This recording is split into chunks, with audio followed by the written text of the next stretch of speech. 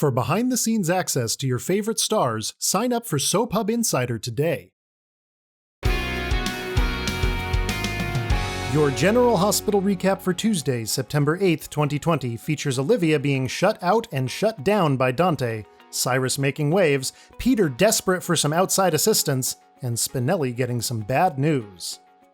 Olivia and Robert successfully arrived at the WSB facility in Geneva, only to be barred entry by Dante's doctor.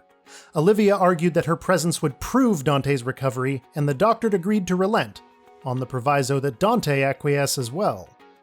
The trio gathered outside Dante's room, and the doctor entered. Dante, having already heard his mother's voice from outside his room, refused the visit. The slight destroyed Olivia, who melted into a puddle of tears outside the door. Once recovered, she thanked Robert for his help and insisted that she accompany him to Holly's memorial service. Her trip might have been for naught, but Olivia was determined to help her companion get some closure. Over at GH, Lulu was frustrated by Cyrus's intrusion into her conversation with Kevin. Then the intrepid reporter was left indignant when she learned of Monica and Bobby's firings. Lulu was further irritated by the chairman's recap of her and Laura's early life, and she later confided in Kevin that Cyrus was far too interested in her mother. The autopsy results are in, and Neil Byrne did indeed die of an opioid overdose. And with no signs of a struggle, it appears obvious to the medical examiner that the drugs were injected voluntarily. Alexis insisted that the conclusion was wrong. Neil would never have taken drugs, let alone in her bed after a night of lovemaking. Alexis insisted that she would find answers and set off for home, with Julian in tow. Back at the house, Julian discovered a discarded needle underneath Alexis's bed, evidence that seemingly confirmed the doctor's opinion. However, across town, Jordan had a pertinent question to put to Cyrus. Why did you murder Neil Byrne? At the Metro Court, Peter turned to Valentine for help in his dealings with Spinelli.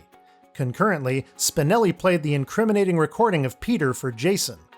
Much to his chagrin, Spinelli was informed that Peter's words still wouldn't be enough to convince anyone of his guilt. General Hospital made its debut on April 1st, 1963, and is the second longest-running daytime drama in American history, coming second only to Guiding Light. The show exploded into mainstream popularity in the early 1980s due to its wide-reaching appeal. Daytime Emmy winners Jeannie Francis and Anthony Geary appeared on the covers of Newsweek and People magazine, and started a soap opera craze unlike any that the world had ever seen.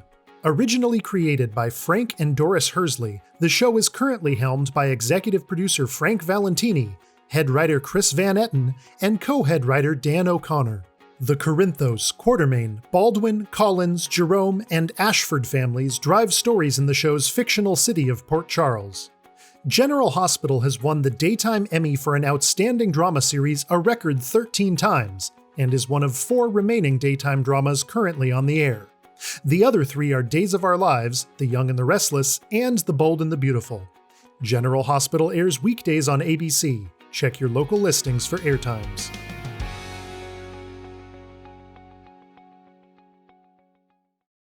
For products and apparel that show off your love of soaps, visit the Soap Hub shop today.